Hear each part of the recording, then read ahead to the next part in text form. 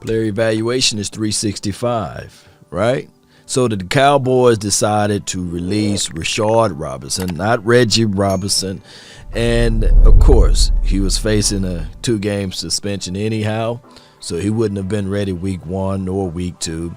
And he's been a guy that was on this roster that a lot of people look at it like, man, can we just find someone else, anyone else, that can cover and can hit and not afraid to tackle, basically. And not to sully or denigrate him. He got mad, he got angry and upset. Tweet. And he decided to release some footages and film of him playing great with the Dallas Cowboys. And to me, hey, I love it. I love the aggressions, the mindset of being angry and letting people know that, hey, they did the wrong move. And somehow he can prove it out there whenever he's granted the opportunity. That's the mindset that you should have anyway, right? However, by the Cowboys letting him go, there should be some movement happening right before training camp. They should go into training camp with somebody new to fill that void. Now, as far as the free agents that's available, I did try to look up some. Of course, Malik Hooker, Geno Atkins. I know people already shoved that one under the bus and put it in front of the bus and let people run over it. So Geno Atkins is a no-go, right? But Malik Hooker could be a situation where they bring him in for a cup of coffee and say, okay, let's see what you do in training camp. Because if you wait too late and if you wait after training camp, it sullies and it muds up the water, and you don't want that, especially for those who out there who bust their chops in camp. You don't want that to happen. Now, Trey Boston is another guy that we've been banging on the table saying, bring in Trey. I think Trey Boston is still available. And he's just been a mercenary. He just goes out there for any team that he plays on for 1 year, and then he hit the market again. For some reason, Trey can't stay. He must be the world's worst luck or the world's worst safety. Y'all let me know how y'all feel about Trey Boston. Real talk. If you want an edge guy, Melvin Ingram III, I think he's available. Now, we can look back and say, well, we got Randy, we got Terrell Basham, we got D-Law. We need more help in the secondary. We got Bradley Anae, we got Rondell Carter, we got Dorrance Armstrong. To me, Melvin Ingram would be better than a Rondell Carter, Dorrance Armstrong. Yeah, so it's one of those things where you gotta wheel and deal a little bit. But this one, these guys are just on the open market. Free 99, and every day their price tag should get lower, but you want to bring them in before training camp, and training camp is in a few days. Brian Poole, he's another guy, a cornerback that you can probably bring in for a cup of coffee. Not saying that you want to sully the guys that you already got on the team, but competition is competition. Bring them in. He got experience. Bring him in if everything check out, right? No DVs, no DUIs. Bring in Brian Poole for a cup of coffee. Nickel Roby Coleman. He bounced around from team to team, played with the Rams, played with the Eagles. If he's available, bring him in too. He's a slot guy. You want to bring in as much as possible as relates to experiences, because if you got an open roster spot since you got rid of Rashard, why not? And if any of the guys that I mentioned, are they better than a Rashard? Malik Hooker, will he be better as a value piece than a Rashard Robinson? Is Trey Boston, will he, as from a value piece, will he be better than what a Rashard Robinson brought to the table?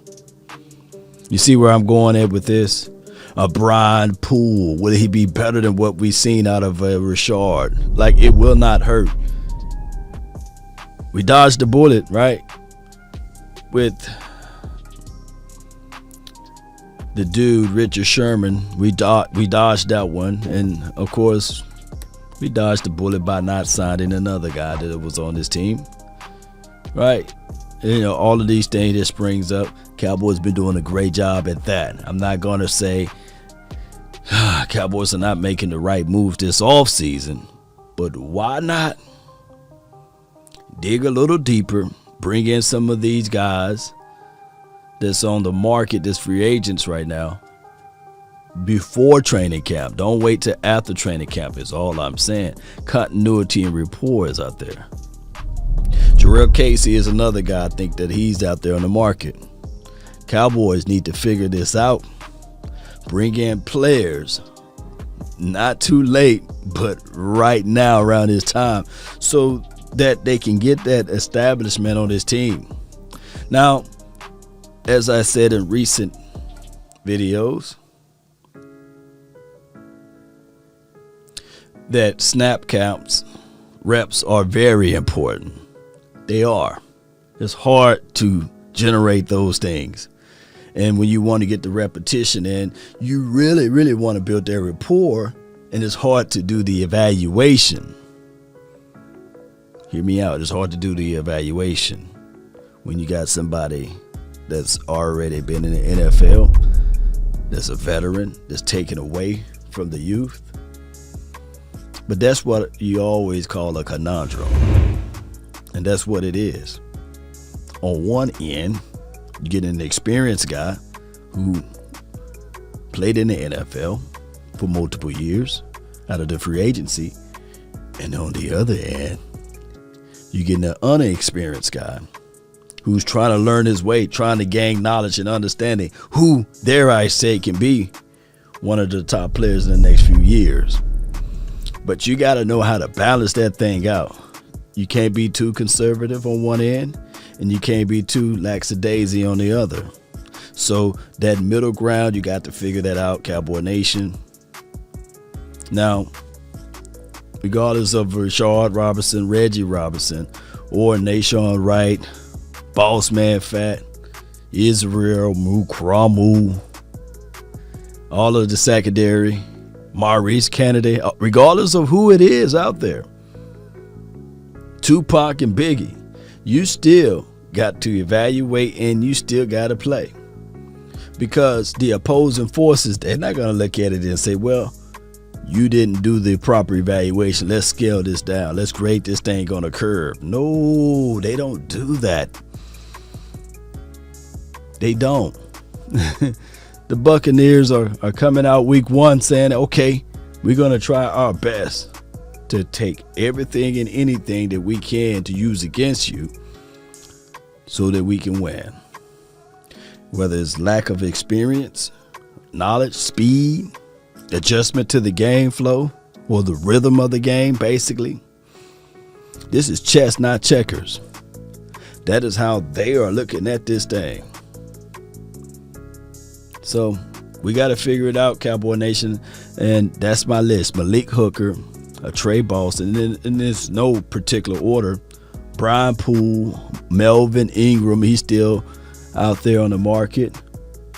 Nikel Roby-Coleman, that guy, he's still out there. Jarrell Casey, Trey Boston again. You know how this thing goes, Cowboy Nation.